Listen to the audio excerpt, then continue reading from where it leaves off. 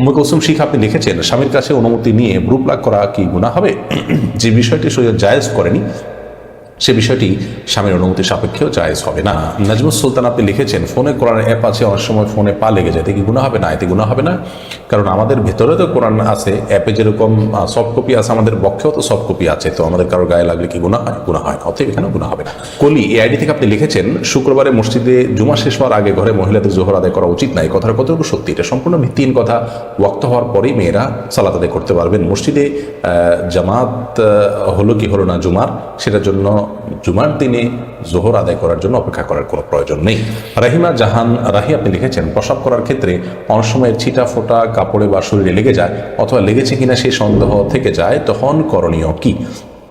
দেখুন, কাপড়ের ছিটা ফোটা যদি আপনার লেগে যায় নিশ্চিত, তাহলে সেক্ষেত্রে খুব ছোট ছিটা লাগলে সেখানে আপনার অরিড হওয়ার কোনো কারণ নেই, সালাত হয়ে যাবে। ধরুন আপনার সুইয়ের আগে যে পরিমাণ লাগলো কোনো অসুবিধা নেই। আর যদি অনেক বেশি লাগে, বড় ফোঁটা লাগে বা অনেক ফোঁটা পড়ে, তাহলে সেক্ষেত্রে যে জায়গা পড়ছে সেই জায়গাটা ধুয়ে ফেলবেন। আর যদি আপনার নিছক সন্দেহ হয়, কিন্তু আপনি নিশ্চিত না হন যে আদৌ লেগেছে কি লাগেনি, তাহলে সেক্ষেত্রে এই সন্দেহের ভিত্তিতে আপনি এটাকে নিয়ে আপনি অরিড হওয়ার কোনো কারণ নেই। নিশ্চিত না হলে সেটা আপনার নাপাক হিসাবে ধরা হবে না। ইসলামী আইডি থেকে আপনি লিখেছেন, আমার বাসায় অজুর কোনো ব্যবস্থা নেই টয়লেট ছাড়া, আমার অজু হবে কি? দয়া করে জানাবেন। টয়লেটের ভিতরে অজু করলেই যে অজু হবে না, ব্যাপারটা এরকম না। আমরা এই বিষয়টাকে অনেকে ভুল বুঝি। টয়লেটে অজু করলে বিসমিল্লাহ বলতে পারবেন না, মনে মনে বলবেন, বাস এটুকু। আর যেহেতু বিসমিল্লাহ বলতে পারবে না, তাহলে অজুটাতে সুন্নাতের খেলাফ থাকছে, এই জন্য বাইরের থেকেই অন্তত বিসমিল্লাহ বলে হাত মুখ ধুয়ে তারপরে টয়লেটে গিয়ে পাউটা তুলেন, সেটা করা উত্তম। আর যদি সেই ব্যবস্থা না থাকে, তাহলে টয়লেটে উজু করলে উজু হয়ে যাবে। এমনকি বিসমিল্লাহ মুখে আপনি উচ্চারণ করবেন না, যেহেতু টয়লেটে আল্লাহর নাম নেওয়া উচিত নয়, তাতেও আপনার উজু হয়ে যাবে। বিষয়টা হলো উত্তম অনুত্তমের বিষয়। এরপরে মনের কথা এটি থেকে আপনি লিখেছেন, উজু করার সময় মাথায় কাপড় না দিলে কি উজু হবে না? উজু করার সময় যদি মাথায় কাপড় নাও দেন, তবু উজু হয়ে যাবে। উজু করার সাথে মাথায় কাপড় দেওয়ার আসলে কোনো সম্পর্ক নেই, বরং আপনি যখন উজু করবেন আপনার তো চুলের গোড়া, কানের লতি, এই সবগুলো ধুইতে হবে। তো আপনি মাথায় কাপড় রেখে এগুলো কীভাবে ধোবেন? এরপর যখন মাথা মাসা করতে হবে আপনাকে, তখন তো কাপড় ফেলা ছাড়া আপনি কীভাবে মাসা করবেন? অতএব উজু করার সময় মেয়েরা মাথায় কাপড় দিতে হবে, এমন কোনো বাধ্যবাধকতা নেই। যারা এমনটি বলে থাকেন সেটা নিছকই তাদের ভুল ধারণা। বরং মাথায় কাপড় ফেলেও তিনি উজু করতে পারেন, আর মাথায় কাপড় রেখেও উজু করতে পারেন। তবে মাসা করার সময় হয় কাপড়ের ভিতর দিয়ে মাসা করবেন, আর নাহলে কাপড় সরিয়ে মাসা করবেন। কিন্তু মাথায় কাপড় না থাকা অবস্থায় উজু করলে কোনো অসুবিধা হবে না। এরপরে বাশির আক্তার আপনি লিখেছেন, শাশুড়ির অত্যাচার থেকে বাঁচার উপায় কি? শাশুড়ির অত্যাচার থেকে বাঁচার জন্য আপনাকে বৈধ সকল কৌশল অবলম্বন করতে হবে। সেই কৌশলগুলো অবলম্বন করতে গিয়ে যেন কোনো গুনাহের আশ্রয় না নেন, আপনি হারামের আশ্রয় না নেন, সেদিকটি খেয়াল করতে হবে। এর পাশাপাশি স্বামী বা যাদেরকে বোঝালে এই অত্যাচার থেকে আপনি রক্ষা পাবেন, তাদেরকে বোঝাবেন, কাউন্সিলিং করবেন, ওলামাদের কাছে নিয়ে আসবেন এবং কোরআন হাদিসের দীক্ষা দিবেন। এবং কোনোভাবে যদি এটি না হয়, অনেক সময় এগুলো সলভ করা অনেক কঠিন হয়, তাহলে সেক্ষেত্রে আপনি সবর করবেন। মনে রাখবেন, প্রত্যেকটি সবরের বিনিময়ে আল্লাহর কাছে জমা থাকবে। এরপরে প্রশ্ন করেছেন নুসরাত জাহান নিপু, আপনি লিখেছেন, বিয়ের জন্য বরপক্ষ মেয়েকে দেখতে এলে কি সম্মানী হিসাবে টাকা দিতেই হয়? টাকা না দিলে কি এই ব্যাপারটি মেয়েকে অসম্মান করা বোঝায়? আপনার মন্তব্য জানতে চাই। দেখুন, এই বিষয়টি নিছকই প্রচলনের উপর নির্ভরশীল, অর্থাৎ এটার ব্যাপারে আমাদের দেশের প্রচলন কেমন রয়েছে এটি তার উপর ভ্যারি করবে। যেহেতু আমাদের দেশে সাধারণত পাত্রীকে দেখতে গেলে বই হোক কিছু একটা থাকে, উপটক্ষণ দেওয়ার প্রচলন রয়েছে, অতএব সেটি দেয়া যেতে পারে। এটি দিতেই হবে এমন কোনো বাধ্যবাধকতা যেমন নাই, তেমনিভাবে এটি না দিলে যদি অপমানকর মনে হয়, মানহানিকর মনে হয়, মেয়েকে আপনি অপছন্দ করলেন, সেই সাথে কোনো পাত্তাই দিলেন না, এরকম মনে হয়, তাহলে সেক্ষেত্রে সেটি করা উচিত নয়। কিছু না কিছু হাদিয়া বা উপটকন দেওয়া উচিত। এটি সেরাই কোনো বিষয় নয়, নিছকই আপনার প্রচলনের একটা বিষয়। শরীয়তের মৌলিক নির্দেশনা হলো মানুষকে অসম্মান করা যাবে না। কোনো সমাজে বিশেষ কোনো কর্মকাণ্ডকে অসম্মানকর, মানহানিকর মনে করা হলে সে কাজ থেকে বিরত থাকতে হবে, যেহেতু সেটি মানুষের অপমানের কারণ হয়। তবে বিয়েতে মেয়ে দেখতে গেলে, পাত্রী দেখতে গেলে তাকে কিছু দিতে হবে, এটা শরীয়তের কোনো নির্দেশ নয়। কেউ যদি না দেন এবং অপমান করা তার উদ্দেশ্য না হয়, বা এবং তিনি না দেওয়াতে তারা মেয়ে পক্ষ অপমানিত হবেনও না, এরকম হয়, তাহলে সেক্ষেত্রে এটা না দিলে কোনো অসুবিধা নেই। এরপর মিলা হোসেন লিখেছেন, বাবা মা কিভাবে ছেলে মেয়ের হক নষ্ট করে একটু জানাবেন। বাবা মা ছেলে মেয়ের হক নষ্ট তখনই করে যখন ছেলে মেয়ের যে সমস্ত অধিকার আছে বাবা মায়ের প্রতি, সেগুলোর কোনো একটি লঙ্ঘন করে বা পালন না করেন, তখন তাদের অধিকার নষ্ট করে। যেমন ধরুন, ছেলে মেয়েদের জন্মের পর তাদেরকে কোনো উপঢৌকন দিতে হলে কাউকে সেটা সমতা বজায় রাখতে হয়। তারা যদি সেটা না করেন, একজনকে তিনি আরেকজনকে দিলেন না, তাহলে তাদের অধিকার নষ্ট করলেন। অথবা তাদেরকে সুসন্তান হিসেবে লালন পালন করা, দিনই শিক্ষা দেওয়া, দিনই চর্চা, তাদেরকে অভ্যস্ত করা, এগুলো তাদের কর্তব্যের অংশ। এগুলো যদি না করেন তাহলে সন্তানের প্রতি তারা অবিচার করলেন, সন্তানদের জন্য কোনো সম্পদ রাখলেন না, সবগুলা তারা উড়াই গেলেন, শেষ করে গেলেন, তাহলে তাদের প্রতি তিনি অবিচার করলেন। এভাবে সন্তানের যে ভরণ পোষণ দেয়, এটা তাদের কর্তব্য বাবা মায়ের, সেটা যদি তারা না করেন তাহলে তাদের অধিকার নষ্ট করলেন। সন্তানকে উপযুক্ত হলে এবং বিবাহের অ্যাবিলিটি থাকলে বিবাহ দেওয়া কর্তব্য, সেটা যদি তারা না দেন, বিলম্ব করেন, আটকে রাখেন, জাগতিক কারণে সেটাকে পিছাতে থাকেন, তাহলে সেক্ষেত্রে তারা গুণাগার হবেন। এভাবে সন্তানের যে প্রাপ্য অধিকারগুলো আছে সেগুলোর তালিকা যদি আমরা জানতে পারি, তাহলে তার কোনোটা লঙ্ঘন করলেই সন্তানের অধিকার ক্ষুণ্ণ করছেন বলে বিবেচিত হবেন।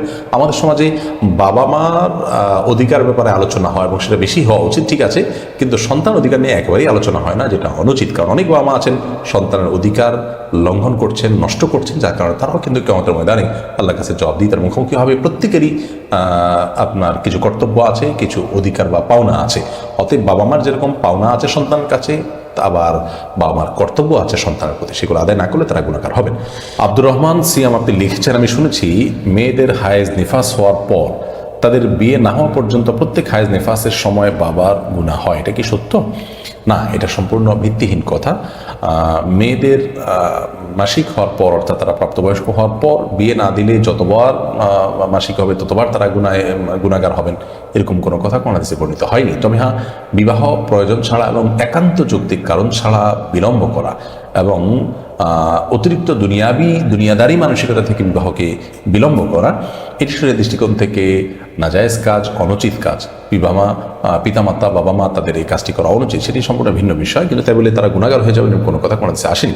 আলী মাজেদ আপনি লিখেছেন, সুইসাইড করে মারা গেলে কি কখনো জান্নাতে যাবে না? সুইসাইড করে মারা গেলে কখনো জান্নাতে যাবে না এমন কোনো কথা নেই, তবে সেটি গুনাহের কথা, কবিরা গুনাহের কথা, পাপের কথা, এই জন্য আল্লাহর কাছে পাপিষ্ট হতে হবে, কিন্তু এরপরেও জান্নাতে যাওয়ার অপশন খোলা থাকে, যদি আল্লাহ তাআলা চান মাফ করতে পারেন। এরপর প্রশ্ন করেছেন রানা, আপনি লিখেছেন, অনেক ব্যক্তিকে বলতে শুনে প্রকৃতির প্রতিশোধ। প্রকৃতির প্রতিশোধ বলতে কিছু আছে কি? দেখুন, প্রকৃতির প্রতিশোধ বলতে কোনো কিছু নেই। যারা প্রকৃতির প্রতিশোধ বলেন তারা মূলত এমন একটা কথা বলেন যে কথাটি কুফরি কথার সাথে সাদৃশ্যপূর্ণ, বা যে কথার কুফরি একটি মিনিং আছে। প্রকৃতি আল্লাহর সৃষ্টি, অতএব এই প্রকৃতি কোনো প্রতিশোধ নিতে পারে না বা প্রকৃতির প্রতিশোধ পরায়ণ হতে পারে না। আল্লাহ রাব্বুল আলামিন কারোর কোনো পাপের কারণে তাকে প্রায়শ্চিত্তের মুখোমুখি করেন, শাস্তির মুখোমুখি করেন, সেটি হতে পারে। আল্লাহর কথা না বলে প্রকৃতির কথা বলা, এটা হলো সেকুলার, এবং আল্লাহকে যারা স্বীকার করতে চান না, আল্লাহর প্রতি ঈমান আনয়ন করতে চান না, ঈমানদার এবং আল্লাহর কাছে আত্মসমর্পণ করে মুসলমান হতে চান না, তাদের স্টাইল। অতএব কোনো মুসলমানের জন্য এটা বলা জায়েজ নয়, উচিত নয় যে প্রকৃতির প্রতিশোধ ইত্যাদি। বরং এই প্রকৃতি এটা আল্লাহ তাআলার সৃষ্টি, সে কীভাবে প্রতিশোধ দিবে? আল্লাহ তাআলা এই প্রকৃতি দিয়ে কোনো ব্যক্তিকে শাস্তি দিতে পারেন, উপযুক্ত তার প্রাপ্য দিতে পারেন, সেটি সম্পূর্ণ আল্লাহ তাআলার বিষয় এবং গায়েবের বিষয়। আমরা সে বিষয়ে যে সবসময় মন্তব্য করতে পারবো তা নয়। দয়াময় একদিকে আপনি লিখেছেন, আমার স্বামী মারা গেছেন, আমি আমার স্বামীর জন্য এতিমখানা একটা কোরআন শরীফ হাদিয়া দিতে চাই, এতে কি আমার স্বামীর সওয়াব পাবে? এতিমখানা বলে কোনো কথা নয় বোন। আপনি কোরআনে কারীম যারা পড়তে পারে না, বা কোরআনে কারীম পড়তে পারে না বলতে কোরআনে কারীম নাই সেজন্য পড়ার সুযোগ পায় না, এরকম কারোর কাছ থেকে যদি আপনি কোরআনে কারীমের ব্যবস্থা করেন কারোর জন্য, তাহলে সেক্ষেত্রে আপনার স্বামী তার সওয়াব পেতে পারেন, তিনি তেলাওয়াত করার মধ্য দিয়ে। শাহজাহান খান আপনি লিখেছেন, হাঁটুর উপর প্যান্ট ছেঁড়া থাকলে আমি যদি তার উপরে আলাদা কাপড় বেঁধে নামাজ আদায় করি, তাহলে কি আমার নামাজ হবে? জি, অবশ্যই হয়ে যাবে। হাঁটুর উপরে যদি কোনো কারণে কাপড় ছেঁড়া থাকে, তার উপরে আরেকটা কাপড় আপনি দিয়ে দিয়েছেন, তাহলে তো আপনার হাঁটু দেখা যাচ্ছে না।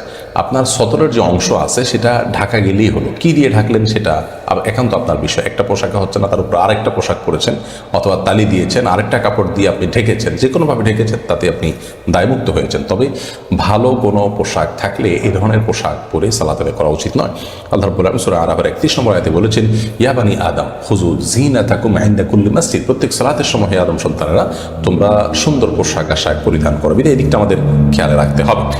উম্মে হাবিব আপনি লিখেছেন, হাজব্যান্ড সিগারেট খায়, এটা আমি অপছন্দ করি, আমি কি করতে পারি? আপনি তাকে বোঝাবেন, কাউন্সেলিং করবেন, নাসিহা করবেন, বায়না ধরবেন, ভালোবাসার যে দাবি সে দাবি থেকে তাকে বিরত রাখার চেষ্টা করবেন। এরপরে যদি তিনি বিরত না থাকেন, তিনি গুনাহগার হবেন। আপনি যদি সবর করেন, আল্লাহর কাছে আপনি তার জন্য আজর পেতে পারেন, অর্থাৎ আপনি বিচ্ছেদ না আছে যদি সবর করেন, থাকতে পারেন আপনি। আর আপনি যদি চান যে না, তার সাথে আমি বসবাস করার সুযোগ নেই, আমার কষ্ট হয়, তাহলে আপনি বিচ্ছেদ চাইতে পারেন, সেটা হবে আপনার জন্য জায়েজ নিছক, যদি আপনার জন্য বসবাস করা অসম্ভব এবং সে যদি নাছোড়বান্দা হয়, এটা অনেক পরের স্টেপ এবং সর্বশেষ স্টেপ, কিন্তু মৌলিকভাবে এর জন্য আপনাকে দায়ী হতে হবে না, গুণাগার হতে হবে না। এরপর আফরোজা সুলতান আপনি লিখেছেন, এশার নামাজের সময় বিতির নামাজ পড়ে ফেললে পরে তাহাজ্জুদের নামাজ পড়লে সেটা আদায় হবে কি? মৌলিকভাবে সুন্নাহ হলো কেউ যদি ভোর রাতে উঠে তাহাজ্জুদের সালাত পড়বেন, সেই ইচ্ছা এবং নিয়ত থাকে এবং তিনি ভোর রাতে উঠে তাহাজ্জুদ আদায় করতে পারবেন এবং এই মর্মে তার নিজের প্রতি নিজের আত্মবিশ্বাস থাকে, প্রবল সম্ভাবনা থাকে, তাহলে তিনি ভিতরের সালাদকে রেখে দিবেন, অর্থাৎ এশা এবং সুন্নত পড়ে শুয়ে পড়বেন এবং ভোর রাতে উঠে আল্লাহ যতটুকু তৌফিক দেন তাহাজ্জুদ সালাত আদায় করার পর ভিতির পড়ে রাতের সালাদকে শেষ করবেন, তারপরে শুধু ফজরের জন্য অপেক্ষা করবেন। এটি হলো সুন্নাহ। কারণ নবী করিম সাল্লাল্লাহু আলাইহি ওয়াসাল্লাম বলেছেন, এই যে আলু আখরা সালাতিকুম বিল্লাইলি ভিতরা, তোমাদের রাতের শেষ সালাত হিসাবে ভিতরের সালাদকে তোমরা রাখবে, অর্থাৎ ভিতরের সালাত দিয়ে রাতের সালাদকে পরিসমাপ্ত করবে। এই জন্য এটা হলো সুন্নাহ। ভোর রাতে আপনি তাহাজ্জুদ পড়বেন এবং উঠার সম্ভাবনা প্রবল আছে, এরকম হলে আপনি ভিতর পড়বেন না, বরং অপেক্ষা করবেন। আর যদি এমন হয় যে ভোর রাতে আপনি তাহাজ্জুদের জন্য উঠতে পারেন কি না পারেন, আপনার এটা নিয়ে যথেষ্ট আশঙ্কা হয় এবং নিজের প্রতি নিজের আত্মবিশ্বাস না থাকে, তাহলে সেক্ষেত্রে আপনি ভিতরের সালাত পড়ে ফেলবেন এশার পরে সুন্নতের পাশাপাশি, এবং ভোর রাতে আল্লাহ যদি ওঠার তৌফিক দেন তখন আপনি তাহাজ্জুদের সালাত আদায় করতে চাইলে করতে পারবেন, তাতে তাহাজ্জুদ আদায় হবে ইনশাআল্লাহ বিইذনিল্লাহ। কারণ মৌলিকভাবে বিতির শেষে পড়া উত্তম হলেও কখনো যদি কেউ বিতির আগে পড়ে ফেলার পর তাহাজ্জুদ পড়ার সুযোগ তৈরি হয়, তাহলে তাহাজ্জুদ পড়া যাবে। এই বিষয়টিও হাদিস দ্বারা স্পষ্টত প্রমাণিত আছে। এরপর প্রশ্ন করেছেন মুক্তা আক্তার, আপনি লিখেছেন, মা বাবা জন্মের পর আকিকা না দিলে সন্তানের জন্য এখন করণীয় কি? মা বাবা জন্মের পর আকিকা না দিলে অনেক আমাদের মতে আর এখন কিছু করণীয় নাই, যদি মা বাবা বেঁচে না থাকেন বা তাদের দেওয়ার সুযোগ না থাকে। আর যদি দেওয়ার সুযোগ থাকে তাহলে তারা বড় হওয়ার পরে আকিকা দিতে পারেন, জায়েজ আছে। তবে সুন্নাহটা ছুটে গেল, 7ম 14তম বা 21তম দিনে দিনে আকিকা করার সুন্নাহ, সে সুন্নাহটা আদায় হলো না আর কি। আর মা বাবা আকিকা দেননি, এখন সন্তান নিজের আকিকা নিজে দিতে পারবেন কিনা, এটা অনেক ওলামা ইকরাম বলেছেন পারবেন। কারণ অনেক সালাফ বলেছেন যে আমার মা বাবা আকিকা দেননি, এমনটি জানতে পারলে আমি নিজেটা নিজে দিতাম। এটার ভিত্তিতে অনেকে জায়েজ বলেছেন। আবার অনেকে বলেছেন যে আকিকার এই কাজটি মূলত বাবার জন্য প্রযোজ্য হয়, এটি সন্তানের জন্য প্রযোজ্য হয় না, যার কারণে বাবা যদি না দেন এবং এখন আর বাবার দেওয়ার সুযোগ না থাকে তাহলে আর এটা দেওয়ার দরকার নেই। তো মোদ্দা কথা হলো যে যদি আকিকা ছোটবেলা দেওয়া না হয় তাহলে পরবর্তীতে দেওয়া যেতে পারে, বিশেষ করে বাবা যদি বেঁচে থাকেন তিনি অবশ্যই দিতে পারেন, যদিও সে দেওয়াটা সুন্নাহ সম্মতভাবে হলো না, অন্তত না হওয়ার চেয়ে ভালো হলো, এতটুকু হলো, এটাকে বেশিরভাগ ওলামা ইকরাম জায়েজ বলেছেন। আহমেদ সবুজ বিন সিরাজুল আপনি লিখেছেন, দাড়ি কতটুকু রাখলে পূর্ণ সুন্নাহ আদায় হবে? দাড়ি রাখার ক্ষেত্রে কোরআন এবং সুন্নাহ নির্দেশনা হলো লম্বা করো, দাড়িকে লম্বা করবেন। নবী করিম সাল্লাল্লাহু আলাইহি ওয়াসাল্লাম হাদিসগুলোকে আমরা দেখতে পাই, তিনি আফুল্লুহা আর খুল্লুহা, তিনি দাড়িকে তোমরা ছেড়ে দাও, দাড়িকে তোমরা লম্বা করে, এরকম নির্দেশ করেছেন। তবে আব্দুল্লাহ ইবনে ওমর রাদিয়াল্লাহু তাআলা, আবু রাদিয়াল্লাহু তাআলা সবিন সাহাবী থেকে দাড়ি এক মুষ্টি হওয়ার পরে অতিরিক্ত অংশ কাটার বিষয়টি প্রমাণিত হয়। বুখারীর বর্ণনায় এরকম একটা হাদিস রয়েছে, হজের সময় হয়েছে। হজের সময় হলে যে এটা হজের জন্যই ফিক্স সেটারও কোনো প্রমাণ নাই, যার কারণে বাইরেও হতে পারে। এই জন্য এক মুষ্টির পরে চাইলে কেউ কাটতে পারে, কিন্তু যদি কেউ এক মুষ্টির বড় রাখেন তিনি কোনো গুনাহ করেছেন এমনটি করা যাবে বলা যাবে না, কারণ রাসূল আকরাম সাল্লাল্লাহু আলাইহি ওয়াসাল্লাম লম্বা করতে বলেছেন, তিনি কাটার কোনো নির্দেশনা দেননি। হ্যাঁ, কারণ যদি দাড়ি অনেক লম্বা হয় এবং তার ফলে ধরুন বোতামের সাথে লেগে যায়, তার জন্য কষ্টের কারণ হয়, পেশাবের ছিটে আসে, নানাবিধ অসুবিধা তৈরি হয়, তাহলে এক মুষ্টির পরে তিনি চাইলে কাটতে পারবেন। কিন্তু কেউ না কেটে যদি লম্বা করেন এবং তার অসুবিধাতে যদি না হয়, তাহলে সেক্ষেত্রে তাকে নিয়ে তাচ্ছিল্য করা বা ট্রল করার কোনো সুযোগ নেই। এমনি সালেহিন আজাদ লিওন আপনি লিখেছেন, আজানের সময় কি সালাম দেওয়া যাবে? এর উত্তর হলো, আজানের সময় প্রত্যেক মুসলিমের কর্তব্য হলো আজানের বাক্যগুলো শুনতে পেলে তার জবাব দেওয়া, অর্থাৎ মুয়াজ্জিন যা যা বলে তা বলা। কারণ সহিহ বুখারীর বর্ণনায় আসছে, ইযা সামি'তুমুন নিদা ফাকুলু মিসলা মা ইয়াকুল মুয়াজ্জিন, যখন তোমরা আজান শুনতে পাবে তখন মুয়াজ্জিন যা যা বলে তোমরা হুবহু তা বলবে। নারী পুরুষ সকলের জন্য আমলটি প্রযোজ্য। বিধায় মুয়াজ্জিন যখন আল্লাহু আকবার বলবে, আমরা আল্লাহু আকবার বলবো, এভাবে যা যা বলবে সাথে সাথে তা বলবো। শুধু হাইয়া আলাস সালাহ হাইয়া আল ফালাহ বলার সময় আমরা লা হাওলা ওয়ালা কুওয়াতা ইল্লা বিল্লাহ পড়বো। এরকম বললে মুয়াজ্জিন আজান দিয়ে যে পরিমাণ সওয়াব পাচ্ছেন আমরা জবাব দিই, ইনশাআল্লাহ বিইذনিল্লাহ তার সমপরিমাণ সওয়াব পাবো। বিনা হাদিস থেকে সেটি বোঝা যায়। এজন্য আজানের সময় সালাম দেওয়া চাইতে আজানের জবাব দেওয়াটা গুরুত্বপূর্ণ আমল। হ্যাঁ, যদি এমন হয় যে কোনো ব্যক্তিকে আপনি আজানের সময় জবাব সালাম দিয়ে ফেলেছেন অথবা কেউ আপনাকে সালাম দিয়ে দিয়েছে, আপনি এখন জবাব দিবেন, তাহলে আজানের জবাব দিতে দিতে ফাঁকে ফাঁকে আপনি সালামের জবাব দিয়ে ফেলতে পারেন, এতে কোনো অসুবিধা নেই। বরং এর সুযোগ তো আছে, মুয়াজ্জিন যখন আজান দিচ্ছেন কথার কথা একটা বাক্যর জবাব আপনি দিয়েছেন, একটা বাক্য তিনি পাঠ করছেন, এর ফাঁকে আপনি জবাব দিয়ে ফেললেন, এটি করা যেতে পারে, কোনো অসুবিধা নেই। এবং রাদ্দুল মুহতারে এই বিষয়ে ফতোয়া রয়েছে যে এটি করা যেতে পারে। তবে সবচেয়ে ভালো হয় যদি আজানের সময়টাতে আপনি নীরব থেকে আজানের জবাবটা দিয়ে তারপরে কারোর সাথে সাক্ষাৎ হলে সালাম দিলেন, তিনি জবাব দিলেন, এটা হয় সবচেয়ে ভালো। অথবা কেউ আপনাকে সালাম দিয়েছেন, আজান হয়তো শেষের দিকে আছে, আপনি আজান জবাবটা শেষ করে তারপর তার জবাব দিলেন। যদি সে সুযোগ থাকে তিনি অপেক্ষা করেন, তাহলে সেটি করা যেতে পারে। আর যদি মনে হয় যে না, রানিংয়ে আছেন দুইজন, চলে যাবেন এবং একজনের সালাম দিয়েছে তার জবাব দেওয়া বাদ থেকে যাবে, তাহলে আজানের জবাব দিতে হবে, কারণ আজানের জবাব দেওয়াটা ওয়াজিব। বিদায় খোলাসা কথা হলো, আজান চলাকালীন সময় উভয় পক্ষের, অর্থাৎ সালাম দিবেন নিবেন উভয় পক্ষের উচিত হলো আজানের জবাবে মনোনিবেশ করা, সালামটা পরে দেওয়া। যদি কেউ সালাম দিয়ে দেন এবং তিনি চলে যাবেন, থাকবেন না, তাহলে তাকে ফাঁক দিয়ে জবাব দিয়ে ফেলতে হবে। আর যদি তিনি থাকবেন বা দুজন কাছাকাছি একই জায়গায় আছেন, তাহলে সেক্ষেত্রে জবটা শেষ করে সালামের আদান প্রদান তারা করবেন। এরপর সাবিকুন নাহার আইডি থেকে আপনি লিখেছেন, বড় বোনের দুধ পান করে থাকলে তার জামাই কি আমার মাহারাম হবে? দেখুন, বড় বোনের যদি কেউ দুধ পান করেন, তাহলে সেক্ষেত্রে ওই বোনের যে স্বামী তিনি মাহারাম হবেন না, বরং তিনি গায়ের মাহারামই থাকবেন। বোনের দুধ পান করেছেন, সেজন্য বোন তো আপন বোন, সেই সাথে দুধ বোনও, দুইটাই হলেন। কিন্তু বোনের স্বামীর সাথে যেহেতু এখানে দুধ পানের সম্পর্ক তৈরি হয়নি, যদি বোনের স্বামী এবং তিনি একই ব্যক্তির দুধ পান করতেন, তাহলে তারা দুধ ভাই বোন হতে পারতেন। কিন্তু বোনের দুধ ছোট বোন পান করেছেন, সেই সূত্রে ওই বোনের স্বামী তার মাহরাম হবেন না, কারণ তার সাথে তার না রক্তের সম্পর্ক আছে, না দুধের সম্পর্ক সরাসরি আছে। এরপর পাবেল আলম আপনি আইডি থেকে লিখেছেন, আমি গর্ভবতী, আমার স্বামী নামাজ পড়তে চায় না, এটার কোনো প্রভাব কি আমার সন্তানের উপরে পড়বে? আপনার সন্তানের উপর আপনার স্বামীর বেনামাজি হওয়ার কারণে কোনো প্রভাব পড়বে বলে কোরআন হাদিসের আলোকে আমাদের মনে হয় না। কারণ হলো, আল্লাহ রাব্বুল আলামিন একজনের দায়ে এর বোঝা, একজনের পাপের বোঝা অন্যজনের উপর চাপান না।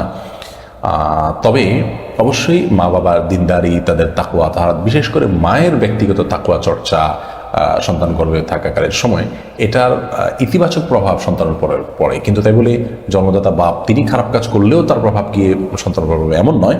তবে তাকেও যদি সুপথে আনা যায় এবং সালাতের অভ্যস্ত করা যায়, সন্দেহাতীতভাবে একটি তাকওয়ার পরিবেশে আল্লাহর কাছে দোয়া করবেন, তিনি ভালো কিছু চাইবেন, আল্লাহ নেক বান্দা হবেন, সেই হিসেবে আল্লাহ তাআলা তাদের জন্য ভালো কিছু দিবেন, সে আশা করা যায়, সেটি আরেকটি বিষয়। কিন্তু বাবার বেনামাজি হওয়ার কারণে সন্তানের মধ্যে তার প্রভাব পড়বে, সন্তানও বেনামাজি হবে, এমনটি আবশ্যক নয়। কত খারাপ মানুষের ঘরে আল্লাহ তাআলা কত নেক মানুষ দিয়েছেন। এরপরে প্রশ্ন করছেন কোহিনুর আখতার, আপনি লিখেছেন, শরীরে প্রতিস্থাপন করা সাপোর্টিং ইকুইপমেন্ট, ধাতব পদার্থ অপসারণের ব্যাপারে ইসলামের বিধান কি? কবরে কি এসবের জন্য শাস্তির বিধান রয়েছে? আমার শরীরে বেশ কিছু ইকুইপমেন্ট রয়েছে, আমার ডাক্তার বলেছেন এগুলো অপসারণ করার প্রয়োজন নেই। যদিও এটা এতটা সহজসাধ্য বিষয় নয়, আপনার পরামর্শ চাই। দেখুন, চিকিৎসার প্রয়োজনে শরীরে যদি কোনো ইকুইপমেন্ট স্থাপন করা হয়, কোনো ধাতব পদার্থ স্থাপন করা হয়, যেমন ধরুন কারোর পা ভেঙে গেছে, সেখানে রড দেওয়া হয়েছে, বা এ ধরনের যে কোনো আপনার কিছু হোক না কেন, সেটা স্থাপন করাটা মৌলিকভাবে কোনো হারাম জিনিস নয় মানুষের প্রয়োজনে, এবং সেটাকে শরীর থেকে সরাতে হবে, অপসারণ করতে হবে মৃত্যুর আগে বা কবরস্থ করার আগে, এরকম কোনো বাধ্যবাধকতা কিন্তু নেই। বিধায় নিছক সৌন্দর্য বা অপ্রয়োজনীয় কারণে যদি এগুলো শরীরের মধ্যে প্রবেশ করানো হয়, সেটা অবশ্যই গুনাহের কথা, সেটা জায়েজ নয়। চিকিৎসার প্রয়োজন এটি সম্পূর্ণ জায়েজ রয়েছে। এবং এ বিষয়ে আমরা দেখি যে রাসূল আকরাম সাল্লাল্লাহু আলাইহি সাল্লামের যুগেও আপনার সাহাবীদের মধ্যে এরকম ঘটনা ঘটেছে যে কারো হয়তো নাকের মধ্যে আপনার দুর্ঘটনার কারণে সমস্যা দেখা দিয়েছে এবং কাটা পড়েছে, তো সেখানে তিনি আর্টিফিশিয়াল নাক স্থাপন করেছেন। তেমনিভাবে এরকম কাছাকাছি ধরনের ঘটনা আরও অনেকগুলো ঘটনা ঘটেছে সাহাবীদের যুগে। রাসূল আকরাম সাল্লাল্লাহু আলাইহি ওয়াসাল্লাম সেগুলোকে সমর্থন করেছেন। এখান থেকে বোঝা যায় চিকিৎসার প্রয়োজনে এরকম কোনো ইকুইপমেন্ট বা ধাতব পদার্থ শরীরে স্থাপন করা এটি মৌলিকভাবে জায়েজ আছে, এটি কোনো নিষিদ্ধ বিষয় নয়, এবং এগুলো অপসারণ করা এটা আবশ্যক নয়। শাইমা আক্তার সুমি, আপনি লিখেছেন, গোপন গুনাহ থেকে বাঁচার উপায় কি? গোপন গুনাহ থেকে বাঁচার অনেকগুলো উপায় আছে। তার মধ্যে থেকে প্রথম উপায় হলো যে গোপন গুনাহ হয়ে থাকে গোপনে, এজন্য যথাসম্ভব নির্জনতা অ্যাভয়েড করে থাকতে হয়। তাহলে ইনশাআল্লাহ বিদিনিল্লাহ গোপন গুনাহ থেকে বাঁচা সহজ হবে। আজকাল গোপন গুনাহতে আমরা অনেকে লিপ্ত, বাহ্যিকভাবে আমাদেরকে মানুষ ভালো জানে, ভালো মানুষ সাজিয়ে মানুষের কাছে, কিন্তু আমি ভেতরে ভেতরে গোপন করছি, গুনাহ করছি।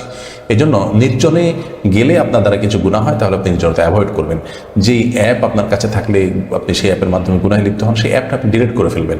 এভাবে গুনাহের যে উপকরণ, মাধ্যম এবং উপায় আছে, সেগুলো থেকে আপনি নিজেকে যদি দূরে সরাতে পারেন এবং আপনি যদি এবারে কঠোর সিদ্ধান্ত নিতে পারেন, ইনশাআল্লাহ বিদিনিল্লাহ আপনি বাঁচতে পারবেন, বাঁচাটা সহজ হবে।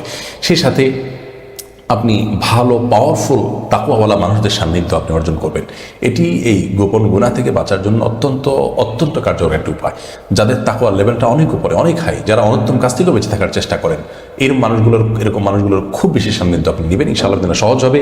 আল্লাহর কাছে আশ্রয় চাইবেন এবং দোয়া করবেন, আল্লাহ আপনি তৌফিক দান করেন, চোখের পানি ফেলে আল্লাহর কাছে লজ্জিত হয়ে মাপ চাবেন, ইনশাআল্লাহ আল্লাহ তাআলা আপনাকে সাহায্য করবেন। এবং যখন ঈমানের জোশ আসবে তখন হিম্মত করে গোপন গুনার সমস্ত জড়গুলো উফড়ে ফেলবেন, সমস্ত অ্যাপ আনইনস্টল করা, সমস্ত কিছু ডিলিট করা বা যত ধরনের উপায় হতে পারে সেগুলো আপনি অবলম্বন করবেন, ইনশাআল্লাহ সহজ হবে। আল্লাহ তাআলা তৌফিক দান করুন। এমনি বিপ্লব হাসান লিখেছেন, আমরা প্রতিদিন যে গুনাহগুলো করে থাকি সেগুলো কি 5 ওয়াক্ত নামাজের পর 3 বার আস্তাগফিরুল্লাহ বলার মাধ্যমে ক্ষমা হয়ে যাবে, নাকি আলাদা তওবা করতে হবে? বড় গুনাহ কাবিরা গুনাহ করলে সেটার জন্য আলাদা তওবা করতে হবে। এই সাধারণ আস্তাগফিরুল্লাহ বা সাধারণ আমলের দ্বারা ছোট গুনাহ মাফ পাবে, সগীরা গুনাহ মাফ পাবে। কাবিরা গুনাহ, যে গুনার শাস্তির কথা বলা হয়েছে, সতর্ক করা হয়েছে, কঠোরতা বলা হয়েছে যে গুনার কারণে, সেই গুনাহ মাফ হবে না সাধারণ কোনো আমল দ্বারা তওবা ছাড়া। এরপর শফিউল হক সুপল আপনি লিখেছেন, মসজিদে সামাজিক বিচার আচার করা যাবে কি না?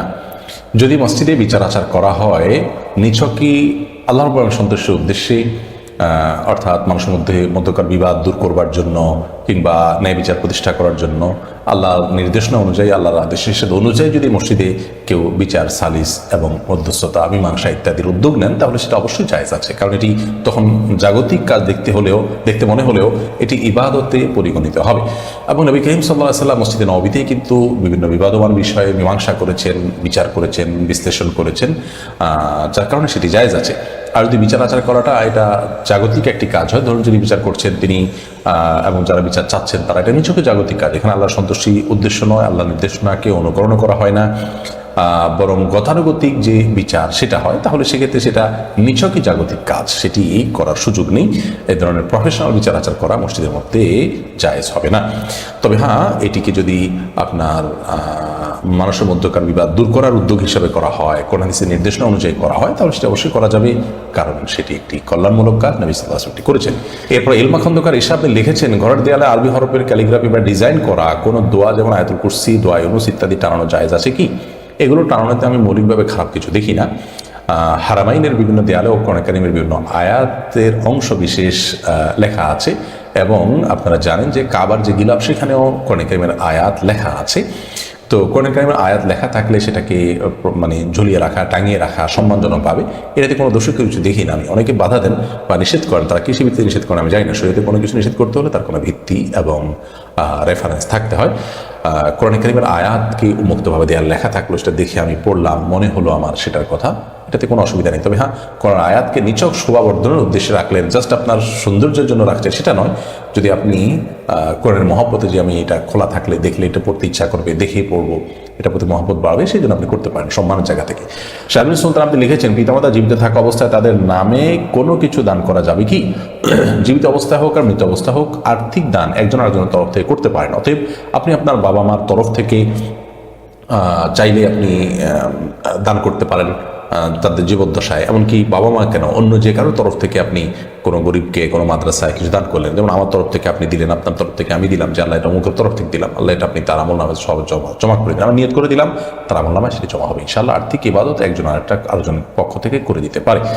মোহাম্মদ সজিব হাওলাদার আপনি লিখেছেন, সিগারেট খেলে নামাজ হবে কি? সিগারেট খেলে তার সাথে নামাজের আসলে কোনো সম্পর্ক নেই, বরং সিগারেট বা ধূমপান করা এটা সম্পূর্ণ গুনাহের কথা। আল্লাহ বলেছেন, লা তুলকু বিয়াইদিকুম ইলা তাহলুকা, তোমরা নিজেদেরকে ধ্বংসের দিকে ঠেলে দিও না। বিধায় এমন কোনো কাজ করা যায় যে কাজ করলে আমরা ক্ষতির মুখে পড়বো। ধূমপান স্বাস্থ্যের জন্য ক্ষতিকর কারণ করা যায় নয়, আর আরও অনেক কারণে এটি নিষিদ্ধ। ইসলামের দৃষ্টিকোণ থেকে এটি গুনাহের কথা ধূমপান করা, কিন্তু ধূমপান করলে তার সালাত হবে না ব্যাপারটা এমন না। ধূমপান করে যখন সে মসজিদে যাবে মুখ পরিষ্কার করে যাবে যাতে কোনো গন্ধ না থাকে, সেটি আরেকটি নির্দেশনা। এরপর কে আকাশে আড়ি থেকে আপনি লিখেছেন, একজন দিনদার জীবনসঙ্গী কিভাবে পাবো? দিনদার জীবনসঙ্গী বা সঙ্গিনী পাওয়ার জন্য সর্বপ্রথম নিজেকে দিনদার হওয়ার চেষ্টা করতে হবে, এবং নিজে ভালো মানুষ হওয়ার চেষ্টা করতে হবে, নিজের চরিত্রকে ভালো রাখার চেষ্টা করতে হবে, পূর্বের গুনাহের জন্য আল্লাহর কাছে ইস্তেগফার করে ক্ষমা চেয়ে তওবায়ে নাসুহা বা খাঁটি তওবা করতে হবে। দ্বিতীয়ত, দিনদার জীবনসঙ্গী পাওয়ার জন্য বা সঙ্গিনী পাওয়ার জন্য সূরা ফুরকানের ৭৪ নম্বর আয়াতে যে দোয়া শেখানো আছে, রব্বানা হাব লানা মিন আজওয়াজিনা ওয়া যুররিয়্যাতিনা কুররাতা আ'ইউন ওয়াজআলনা লিল মুত্তাকিনা ইমামা, এই দোয়া বিশেষ করে পাঠ করতে হবে। সেই সাথে দিনদার জীবনসঙ্গী সঙ্গিনী পাওয়ার জন্য দিনই সার্কেল মেনটেন করতে হবে। দিনই সমাজ, দিনই পরিবেশ, দিনই বন্ধুবান্ধব, এটা যখন মেনটেন করবেন তখন তাদের মাধ্যমে দিনদার মানুষদের সন্ধান আপনি খুঁজে পাবেন, এবং তাদের মাধ্যমে আপনি ভালো মানুষ পেতে আপনার জন্য সহজ হবে ইনশাআল্লাহ বিদিনিল্লাহ। এর পাশাপাশি সাধারণভাবে আল্লাহর কাছে দোয়া করতে থাকবেন, ইনশাআল্লাহ বিদিনিল্লাহ আল্লাহ তাআলা ব্যবস্থা করবেন। বিচক্ষণতার সাথে জীবন সঙ্গে নির্বাচন করতে হবে, তাদের বিষয়ে ভালো করে খবর নিতে হবে। দিনদারিতা শুধুমাত্র যেন বাহ্যিকভাবে না হয়, ভেতরেই যেন দিনদারিতা থাকে, সেজন্য খুব ভালোভাবে অনুসন্ধান এবং যাচাই বাছাই করে পরীক্ষা নিরীক্ষা করে সিদ্ধান্ত নিতে হবে। সেই সাথে ইস্তেখারার মাধ্যমে আপনি বিবাহ করতে পারেন। এই কাজগুলো আপনি যখন করবেন ইনশাআল্লাহ বিদিনিল্লাহ ভালো জীবন সঙ্গী বা সঙ্গিনী পাওয়া সহজ হবে। আল্লাহ তাআলা আমাদেরকে সবাইকে এই মহামূল্যবান সম্পত্তি অর্জন করার তৌফিক দান করুন যারা এখনো বিবাহ করেননি। এরপরে প্রশ্ন করেছেন মাহমুদা মুন, আপনি লিখেছেন আমাদের 2 ঘরের মাঝের স্থান আমার দাদার কবর, প্রায় 50 বছরের বেশি হবে। কবরটা পাকা করা, কিন্তু কবরের কারণে আমরা ঠিকমতো রুম করে থাকতে পারছি না। এই কবরকে স্থানান্তর করা যাবে? শরীয়তে কবর স্থানান্তর করা জায়েজ রয়েছে ওজোর ভিত্তিতে। কোনো ওজোর ছাড়া, বিনা কারণে গ্রহণযোগ্য কোনো ওজোর ছাড়া কবর স্থানান্তর করা জায়েজ নয়। আর যদি শরীয় গ্রাহ্য ওজোরের ভিত্তিতে, যেমন ধরুন মানুষের অনেক বেশি অসুবিধা হচ্ছে কোনো কবরের কারণে, তাহলে 1, 2 বা কয়েকটি কবর যদি স্থানান্তর করে কবরস্থানের ভেতরে অন্যত্র সেটি স্থাপন করা হয়, তাহলে সেক্ষেত্রে সেটি জায়েজ আছে। আর যদি, এবং এটি হতে হবে কবর অনেক পুরাতন হওয়ার পর, অর্থাৎ মৃত ব্যক্তির লাশ অনেক পুরাতন হয়ে গেছে, তারপরে এটি অর্থাৎ মাটির সাথে মিশে গেছে, তারপরে এটি করলে সেটা জায়েজ আছে। ফতোয়া হিন্দি সব ফতোয়ার কিতাবে এটি লেখা আছে, বেদায় নেহায়াত এই ধরনের ফতোয়া রয়েছে। তবে যদি নিছক আপনার আমাদের মানে ঠুনকো কোনো অজুহাতের ভিত্তিতে এরকম করি আমরা, তাহলে সেটি জায়েজ হবে না। আবার মৃত ব্যক্তিকে দাফন করার পর তার লাশ এখন মাটির সাথে মিশিয়ে তার আগেই আমরা এটি করলাম, সেটিও আমাদের জন্য জায়েজ হবে না। তো মৌলিক কথা হলো যে এভাবে কবর স্থানান্তর করা জায়েজ আছে যদি আপনি এর কারণে ক্ষতিগ্রস্ত হন, যে কবর স্থানান্তর না হলে আপনি ক্ষতিগ্রস্ত হচ্ছেন। বিশেষ করে অনেক সময় দেখা যায় যে একটা কবর পড়েছে জনবসতিতে, সেটার কারণে অসুবিধা হচ্ছে, ঘরবাড়ি তোলা ইত্যাদি, তাহলে সেটাকে কবরস্থানে স্থানান্তর করা জায়েজ আছে। এর পরের প্রশ্ন করেছেন হাসান রহমান, আপনি লিখেছেন মসজিদে নির্বাচনী প্রচারণা চালানো জায়েজ আছে কি? মসজিদে নির্বাচনী প্রচারণা চালানো এটা কোনো অবস্থাতে জায়েজ থাকতে পারে না। কারণ নির্বাচনী প্রচারণা এটি হলো নিজেকে প্রচার করা এবং নিজেকে ভোট দেওয়ার জন্য মানুষকে আহ্বান করা, এবং নিছকই দুনিয়াবি এবং জাগতিক বিষয়কে কেন্দ্র করে এটি হয়ে থাকে। আর এটি যখন হতে থাকবে এর নানাবিধ, প্রথমত এটি একান্ত দুনিয়াবি আলাপ, একান্ত নিজের স্বার্থ সংশ্লিষ্ট আলাপ, যেটা মসজিদে মানুষের মাঝে ঘোষণা দেওয়া জায়েজ নয়। নবী করিম সাল্লাল্লাহু আলাইহি সাল্লাম সূরা আবু দাউদ সহ বিভিন্ন হাদিসে কিতাবে বর্ণিত হাদিসে তিনি বলেছেন যে ব্যক্তি মসজিদে কোনো হারানো জিনিসের ঘোষণা দেয়, আল্লাহ যেন তাকে সেটা ফিরিয়ে না দেন। তার মানে মসজিদে হারানো জিনিসের ঘোষণা দেওয়া জায়েজ নয়। মসজিদে আমার কোনো জিনিস হারিয়ে গিয়েছে বাহিরে বা মসজিদে, সেটার ঘোষণা মসজিদে দেওয়া যদি না জায়েজ হয়, তাহলে নির্বাচনী প্রচারণা মসজিদে করার কোনো জায়েজ হওয়ার সুযোগ থাকতে পারে না, কারণ এটাও দুনিয়াবি বিষয়। তাছাড়া এ ধরনের প্রচারণার ফলে এক পক্ষ প্রচার করবে, আরেক প্রতিপক্ষ আসবে প্রচার করতে, তারা একরকমের কথা বলবে, অপরপক্ষ এসে অন্য রকমের কথা বলবে, এবং এখানে পাল্টাপাল্টি হতে পারে, বিশৃঙ্খলা হতে পারে, এবং হওয়াটা স্বাভাবিক হয়ে থাকে অহরহ, বাস্তবতাও তাই। এসব কারণের প্রেক্ষিতে মসজিদকে এ ধরনের কর্মকাণ্ড থেকে মুক্ত করা আমাদের সবার দায়িত্ব। আমরা যে দল বা যে মত লালন করি না কেন, এজ এ মুসলিম আল্লাহর ঘরকে সম্মানের জায়গা হিসাবে আমাদের রাখা দরকার। এটাকে বিতর্কিত কোনো জায়গা করা উচিত নয়, এবং আমাদের ব্যক্তি স্বার্থ হাসিলের কোনো জায়গা করা উচিত নয়। এটা ইবাদতের জায়গা, এবং সেখানে শুধুমাত্র ইবাদতই করতে হবে। এরপরে টিটু পপি, আপনি লিখেছেন আজান শোনার সাথে সাথে জবাব দেওয়া উচিত নাকি সম্পূর্ণ শোনার পর দিতে হবে? এর উত্তর হলো যে আজানের বাক্যগুলো শোনার পর আমরা দিয়ে যাব, মুয়াজ্জিন বলার পরেই আমরা দিব, কিন্তু সম্পূর্ণ আজান মুয়াজ্জিন শেষ করবে, তারপর আমি একটা করে বলবো। ব্যাপারটা এরকম নয়। মুয়াজ্জিন যখন আল্লাহু আকবার বলবে তখন আমরা আল্লাহু আকবার বলবো, মুয়াজ্জিন যখন আশহাদু আল্লা ইলাহা ইল্লাল্লাহ বলবে তখন আমরা আশহাদু আল্লা ইলাহা ইল্লাল্লাহ বলবো। কারণ বিষয় মুসলিম বর্ণিত হাদিসে আমরা দেখতে পাই নবী করিম সাল্লাল্লাহু আলাইহি ওয়াসাল্লাম বলেছেন, মুয়াজ্জিন যখন আল্লাহু আকবার বলবে তোমরা আল্লাহু আকবার বলবে, মুয়াজ্জিন যখন আশহাদু আল্লা ইলাহা ইল্লাল্লাহ বলবে তোমরা আশহাদু আল্লা ইলাহা ইল্লাল্লাহ বলবে, মুয়াজ্জিন যখন হাইয়া আলাস সালাহ হাইয়াল ফালাহ বলবে তখন তোমরা লা হাওলা ওয়ালা কুওয়াতা ইল্লা বিল্লাহ বলবে। এখান থেকে বোঝা যায় হাদিস থেকে যে বাক্যগুলো মুয়াজ্জিন বলার পর আমরা বলবো। সবগুলো বাক্য বলে শেষ করেছে আজানের, তারপর আমরা জবাব দিব বা আমরাও হুবহু বলবো, ব্যাপারটি সেরকম নয়। এরপরে জিয়াউর রহমান, আপনি লিখেছেন কিয়ামতের বড় আলামতের মধ্যে একটি হলো দাসীর গর্ভে মনিবের জন্ম হবে। এ বিষয়ে যদি বিস্তারিত বলতেন। ভাই জিয়া, আপনি যেটি লিখেছেন সেটি সম্ভবত ভুল, অর্থাৎ আপনি দাসীর গর্ভে মনিবের জন্ম হওয়ার বিষয়টিকে কিয়ামতের বড় আলামত বলেছেন। এটি কিয়ামতের ছোট আলামত, বড় আলামত নয়। কিয়ামতের বড় আলামত বলা হয় ওই আলামতগুলোকে যেগুলো কিয়ামতের একেবারে কাছাকাছি সময়ে গিয়ে দেখা দিবে, আর ছোট আলামত বলা হয় যেগুলো অনেক আগে থেকে দেখা দিবে। তো এই আলামতটি 10টি কিয়ামতের আলামত যেগুলো হাদিসে বর্ণিত হয়েছে, নবী করিম সাল্লাল্লাহু আলাইহি ওয়াসাল্লাম 10টি কিয়ামতের বড় আলামতের কথা বলেছেন, তার মধ্যে এটি নেই। যাই হোক, তবে এটি কিয়ামতের আলামত। এর ব্যাখ্যা সম্পর্কে ওলামা একরাম এবং মুহাদ্দিসিন একরাম নানা রকমের কথা বলেছেন। অনেকে বলেছেন এর একটি ব্যাখ্যা হলো যে আখিরি জামানায় সন্তান তার পিতামাতার অবাধ্য হবে এবং এমন আচরণ করবে যেন দাসীর সাথে আচরণ করছে। তাহলে তার মা তাকে জন্ম তো দেয়নি, মনে হয় যে একটা দাসীর পেট থেকে মালিকের জন্ম হলো, মানে মালিক সুলভ আচরণ করবে মায়ের সাথে সন্তানরা, এটি বোঝানো হয়েছে। এরকম আরো অনেক ব্যাখ্যা ওলামা একরাম দিয়েছেন, সংক্ষেপে শুধুমাত্র একটি ব্যাখ্যা বললাম। এরপরে চন্দ্র খন্দকার আপনি লিখেছেন, কত বছর বয়সে নামাজ ফরজ হয়? প্রাপ্তবয়স্ক হলে তখন নামাজ ফরজ হয়, মেয়েরা যখন মাসিক হয় তখন থেকে, ছেলেরা যখন স্বপ্ন শুরু হয় তখন থেকে দাড়ি ইত্যাদি গজালে সেটাকেও আপনার প্রাপ্তবয়স্ক হওয়ার আলাদা হিসেবে ধরা হয়েছে। আর যদি এটি না হয় তাহলে সেক্ষেত্রে এটার একটা বয়সের সীমানা ধার্য করা হয়েছে, সেটা হলো বেশিরভাগ ওলামাদের বর্ণনা অনুযায়ী, মত অনুযায়ী ছেলেদের জন্য 15 বছর। এরপর নাজিমুদ্দিন লিখেছেন, 10 লক্ষ টাকা মহারণা দাবি করায় সোশ্যাল মিডিয়া একজন নারীকে নিয়ে কটূক্তি করা হচ্ছে। এর প্রেক্ষিতে জানতে চাইছি যে বাংলাদেশের আর্থসামাজিক অবস্থা অনুযায়ী মহারণা কেমন হওয়া উচিত? ভাই নাজিমুদ্দিন, মহারণার ক্ষেত্রে ইসলাম শরিয়ার মৌলিক দৃষ্টিকোণ হলো দুটি। প্রথমত, শরীয়ত এর কোনো পরিমাণ ঠিক করে দেয়নি। উভয় পক্ষ যে পরিমাণের উপরে সম্মত হবেন সেটা যদি অনেক বড় হয়, ইসলাম শরিয়া সেটাকে অ্যালাউ করে এবং অনুমোদন করে। আর দ্বিতীয় কথা হলো যে মহারণার ক্ষেত্রে ইসলাম চায় যে সেটা কম হোক। এই জন্য আমাদের আয়েশা বর্ণিত হাদিসে বর্ণিত হয়েছে যে ইন্না আযমান নিকাহে বারাকাতান আইসারহু মাউনা, অর্থাৎ বিয়ের মধ্যে ওই বিয়ে সবচেয়ে বেশি বরকতময় এবং মহান হয়, কল্যাণকর হয় যে বিয়েতে মহরের পরিমাণ সবচেয়ে কম হয়, খরচের পরিমাণ কম হয়। এই জন্য এই দুটি পয়েন্টকে আমাদের মাথায় রাখতে হবে। আমরা উভয় পক্ষ এই ঘটনায় বোধহয় সীমালঙ্ঘন করেছি। এক পক্ষ সেই নারীকে আঘাত করেছে যে নারী নিজের বিয়েতে 10 লক্ষ টাকা মহারণা দাবি করেছেন এবং তিনি বলেছেন 5 লক্ষ টাকা অগ্রিম পরিশোধ করতে হবে, অর্থাৎ আগেই পরিশোধ করতে হবে, আর 5 লক্ষ টাকা বাকিতে পরিশোধ করার সুযোগ তিনি দিবেন। আম্মাজান আয়েশা রাদিয়াল্লাহু তাআলা আনহার যে হাদিস আমরা পেশ করেছি সেই হাদিস থেকে বোঝা যায় যে বিয়েতে মহারণা কম হওয়াটা কল্যাণকর। বাংলাদেশের আর্থসামাজিক অবস্থা অনুযায়ী আমাদের দেশের মধ্যবিত্ত যে সমস্ত মানুষ আছে তাদের বিয়েতে 10 লক্ষ টাকা মহারণা এটা একটু বেশি হয়ে যায়। বিধায় যদি তিনি মধ্যবিত্তের হন তাহলে তার জন্য এই ধরনের মহারণা দাবি করাটা অনুত্তম কাজ হয়েছে। তিনি এটা করে কোনো গুনাহের কাজ করেছেন, পাপের কাজ করেছেন, অন্যায় করেছেন, ব্যাপারটা সেরকম নয়। ইসলাম এক্ষেত্রে যেহেতু কোনো বাইন্ডিংস নির্দিষ্ট করে দেননি এবং ইসলাম যেহেতু এক্ষেত্রে কোনো শর্ত দিয়ে দেয়নি যে এর বেশি হতে পারবে না, তাহলে সেক্ষেত্রে তার রাইট আছে, তিনি যে কোনো ফিগার চাইতে পারেন, দাবি করতে পারেন। ইসলাম যেটাকে নিষেধ করেনি সরাসরি, সেটা নিয়ে আমরা ট্রল করার বা তাকে তাচ্ছিল্য করার, অপমান করার, আঘাত করার কোনো রাইট আমাদের নেই।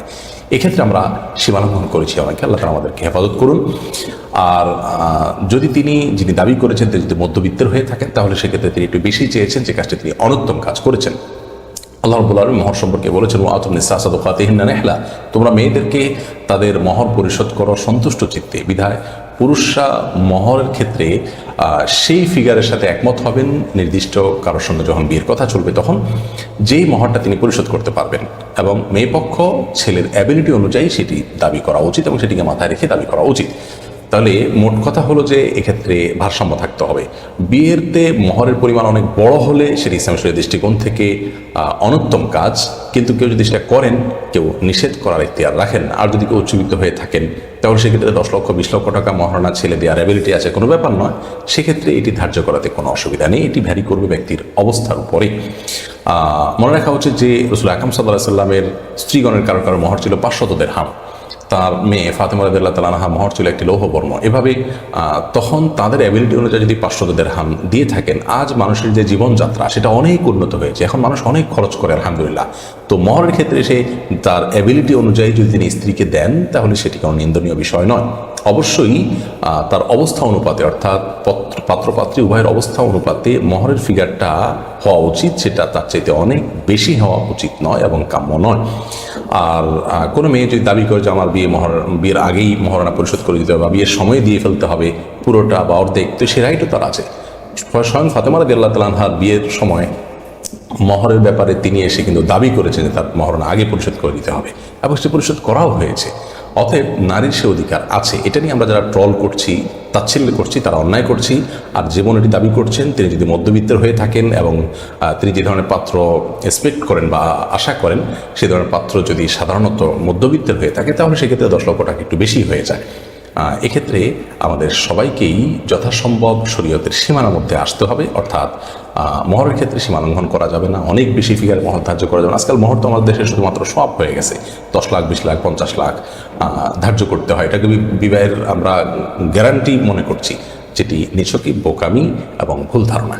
বিধায় আমাদেরকে এটাকে কারেকশন করতে হবে, বিবাহকে সহজ করতে হবে। বিয়ের মহারণাকে অনেক বেশি ধরে আপনি বিয়েকে কঠিন করে ফেলবেন, তাহলে জেনা সহজ হবে। মনে রাখা উচিত, একটা ছেলে মহারণা অনেক বেশি দিতে পারে না, কিন্তু সে সৎ ভালো মানুষ, তাহলে সেই ছেলে একজন মেয়ের জন্য কাম্য হওয়া উচিত, প্রত্যাশিত হওয়া উচিত অনেক বেশি মহারণা পরিশোধ করতে পারে সেই ছেলের চাইতে। মহারণার ফিগারকে অনেক বড় করে আরাবিয়ান কান্ট্রিগুলোতে মেয়েদের অবস্থা অত্যন্ত জটিল এবং করুণ হয়েছে। সেখানে কিন্তু মেয়েদের বিয়ের হার অনেক কম, তাদের বয়স অনেক হয়ে যাচ্ছে, উপযুক্ত ছেলে পাওয়া যাচ্ছে না, কারণ মহারণা সেখানে অনেক বেশি, 40,000 50,000 রিয়াল পর্যন্ত দাবি করা হয়। এবং কোনো কোনো দেশে, আরবের কোনো কোনো দেশে এত বেশি স্বর্ণ দিতে হয় যেগুলো বেশিরভাগ যুবকদের দেওয়ার সাধ্যের বাইরে, যার কারণে সেখানে বিয়ে নিয়ে সংকট তৈরি হয়েছে এবং মেয়েদের বিয়ে হচ্ছে না। তো আমাদের অভিভাবকদের এবং মেয়েদের ক্ষেত্রে যথেষ্ট বিচক্ষণতার পরিচয় দেওয়া উচিত। শরীয়তের যে মেজাজ, শরীয়তের যে চাহিদা, বিয়ের ক্ষেত্রে মহারণা কম করার চেষ্টা করে, এটা করতে হবে। কিন্তু কম করা মানে এই নয় যে 1400 বছর আগে যেটি ধার্য হয়েছে সেটি এখন হুবহু করতে হবে। এটা অ্যাবিলিটির উপর নির্ভর করবে এবং ব্যক্তির আর্থিক যে অবস্থা তার উপর নির্ভর করবে। এরপর এসএম সেলিম রেজা রাজ আপনি লিখেছেন, আমার একটা কন্যা সন্তান আছে, এখন আমার স্ত্রী আবার সন্তান সম্ভবা, আমার ইনকাম কম, আমার মানসিক দুশ্চিন্তা হচ্ছে পরিবারের ব্যয় নিয়ে, যদিও ধারণা করছি রিজিকের মালিক আল্লাহ, তাও মনে চিন্তা আসছে, কি করণীয়?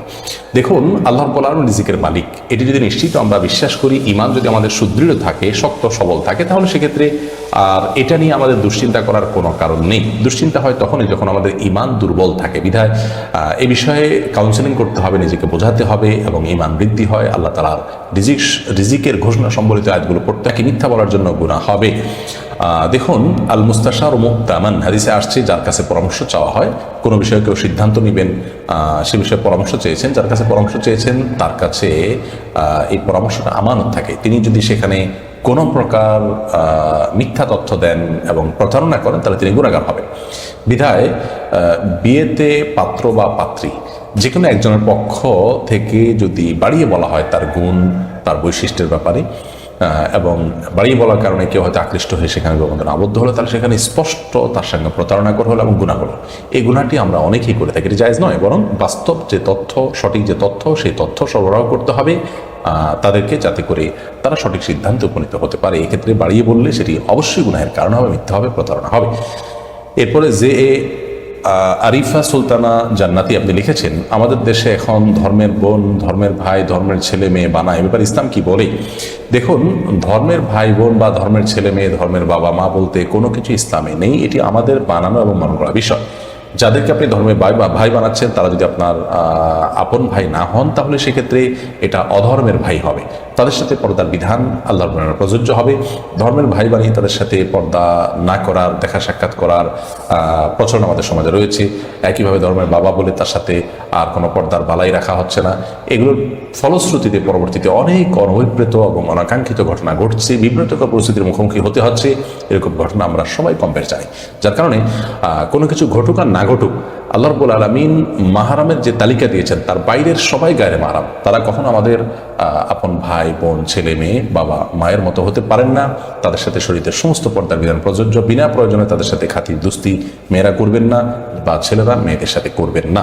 এই ধর্মের ভাই বোন, এই নামটা নেক্সট সূরাতে ধোঁকা, শয়তানটি আমাদের মধ্যে সরবরাহ করেছে, কোরআনের কোনো স্বীকৃতি দেওয়া হয়নি। এরপরে জাহারা জান্নাত আপনি লিখেছেন, কুফরি ও শিরকি কাজে লিপ্তদের সাথে বন্ধুত্বপূর্ণ সম্পর্ক রাখা যাবে কি? যারা কুফরি এবং শিরকি কাজে লিপ্ত এবং সরাসরি এই কাজগুলো তারা করছেন জেনে বুঝে, তাদের সাথে বন্ধুত্বপূর্ণ সম্পর্ক রাখলে যদি নিজেও তার দ্বারা প্রভাবিত হওয়ার আশঙ্কা থাকে, তাহলে অবশ্যই তাদের সাথে বন্ধুত্বপূর্ণ সম্পর্ক রাখা যাবে না, নিজেকে বাঁচাবার প্রয়োজনে। আল্লাহ রাব্বুল আলামিন বলেছেন, আলমার ও মা দিন খালিলি, মানুষ তার বন্ধুর দিন এবং আদর্শ এটার অনুসরণ করে, তার অনুগামী হয়।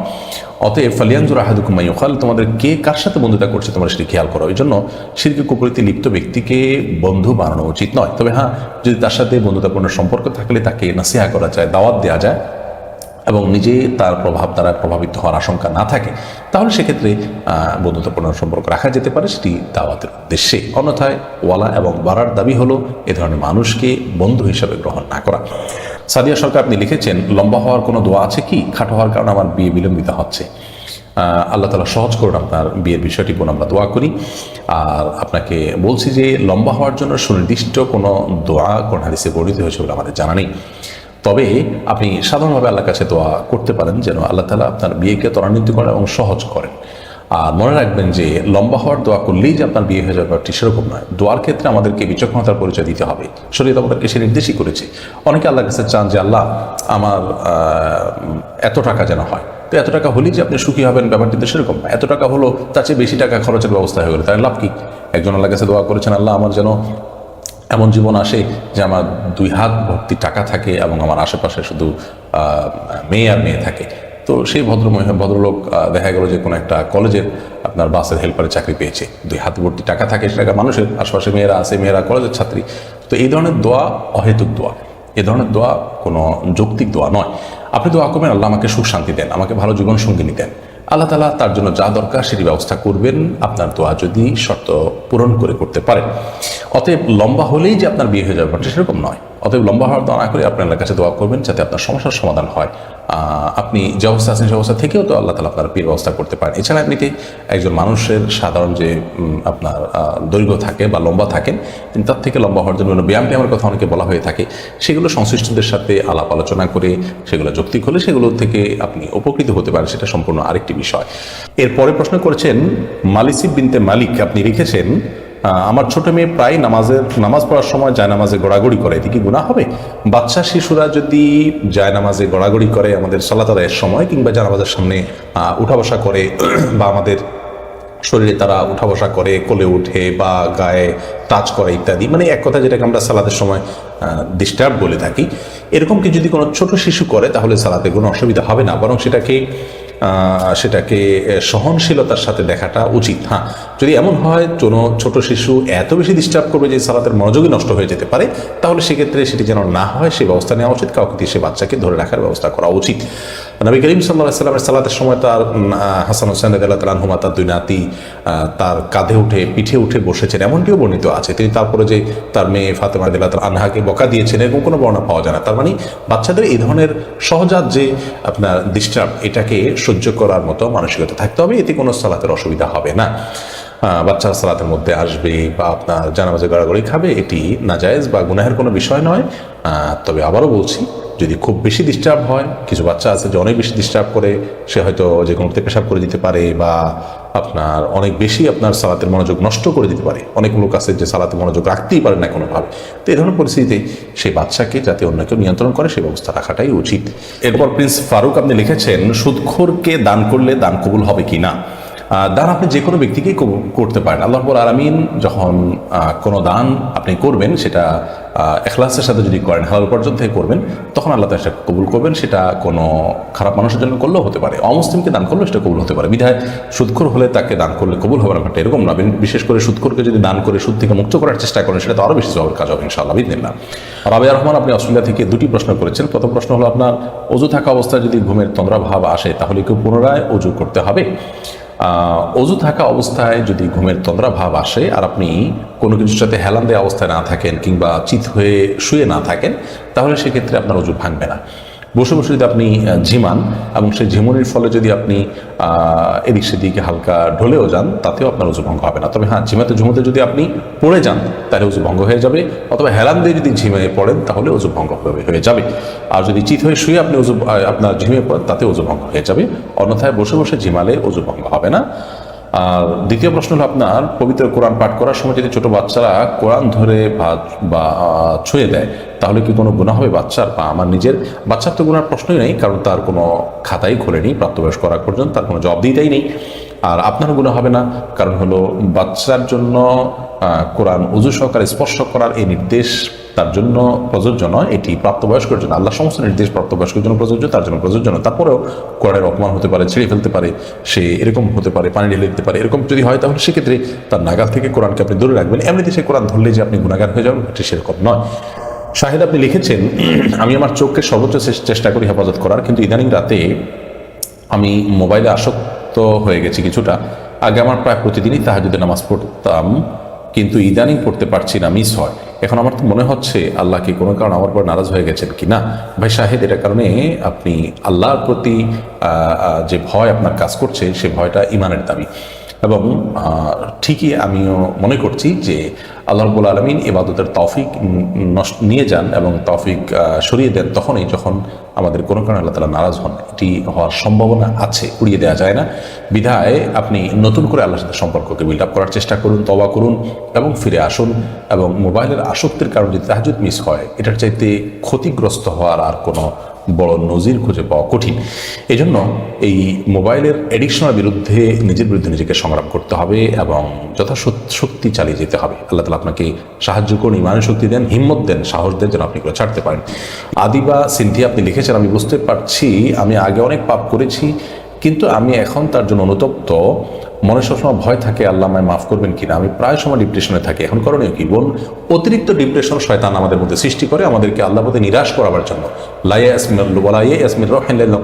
আল্লাহ রহমত থেকে কাফের ছাড়া কেউ নিরাশ হতে পারে না। বিধায় পাপ করেছেন তার জন্য ভয় যেমন থাকবে, আল্লাহ তাআলা ক্ষমাশীল, মহা ক্ষমাশীল, তিনি ক্ষমা করবেন, সে আশাটা আপনার মধ্যে থাকতে হবে। আল ইমানু বাইনা রাজা ওয়াল খাউফ, ভয় এবং আশা দুটার মাঝামাঝি হল ইমানের অবস্থা। বিধায় আপনি ভয় ভীত হয়ে আশা একেবারে ছেড়ে দিলে সেটা জায়েজ হবে না, নিজের বিরুদ্ধে যুদ্ধ করতে হবে।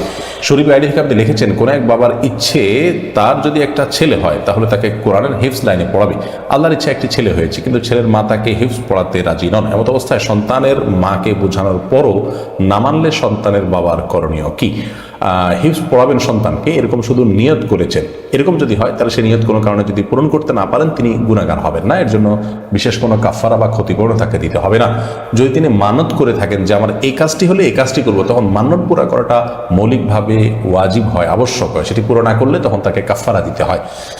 আর এই যেটি আমরা জানলাম প্রশ্নের মাধ্যমে, যে সন্তানকে অনেকেই নিয়ত করেন যে আমি হাফেজ বানাবো, আলেম বানাবো, কিন্তু পরবর্তীতে হয়ে ওঠে না নানা বাধার কারণে। তো এরকম যদি হয় তাহলে সেক্ষেত্রে তিনি জাস্ট নিয়ত করেছেন, তার ইচ্ছা ছিল, সদ ইচ্ছা ছিল, তিনি করতে পারেন নাই। তার যদি ইচ্ছাটা পরিপূর্ণ থাকে, সঠিকভাবে তিনি ইচ্ছা করেছেন এবং তিনি তার ইচ্ছাতে কোনো খাদ ছিল না এমন হয়, তাহলে ইনশাআল্লাহ তিনি ইচ্ছাটা পরিপূর্ণভাবে এবং যথাযথভাবে করেছেন, প্রতিজ্ঞাটা তার সুদৃঢ় ছিল এই উদ্দেশ্যে। এই কারণে আল্লাহর কাছে তিনি সেই আবাদতটি না করলে সওয়াব পেয়ে যাবেন ইনশাআল্লাহ। কারণ হাদিসে বর্ণিত আছে যে মান হাম্মা বিহাসানাতিন, যে ব্যক্তি কোনো ভালো কাজের প্রতিজ্ঞা করবে, ফালাম ইয়ামালহা, কিন্তু সে করতে পারলো না, তাহলে সেই কাজটি করলে যে সওয়াব হতো তিনি সেই সওয়াব পাবেন ইনশাআল্লাহ বিইذনিল্লাহ। এক্ষেত্রে তার মা যদি না বুঝে থাকেন, তাকে কাউন্সেলিং করা উচিত, তাকে বোঝানো উচিত, নাসিহা করা উচিত, কোরআন এবং সুন্নাহর ছায়া আনা উচিত, ভালো মানুষের সামনে দিয়ে নেওয়া উচিত। সেটি স্বতন্ত্র আরেকটি ভালো উদ্যোগ হবে। রাকিব টিউটোরিয়াল এদিকে আপনি লিখেছেন, ভাড়া বাসায় আমরা না জেনে প্রায় 1 বছর যাবত অবৈধ গ্যাস সংযোগ ব্যবহার করেছি। এখন সরকার কিংবা জনগণের এ হক আমি জেনে শুনে অবৈধভাবে ব্যবহার করতে সংকোচ বোধ করছি।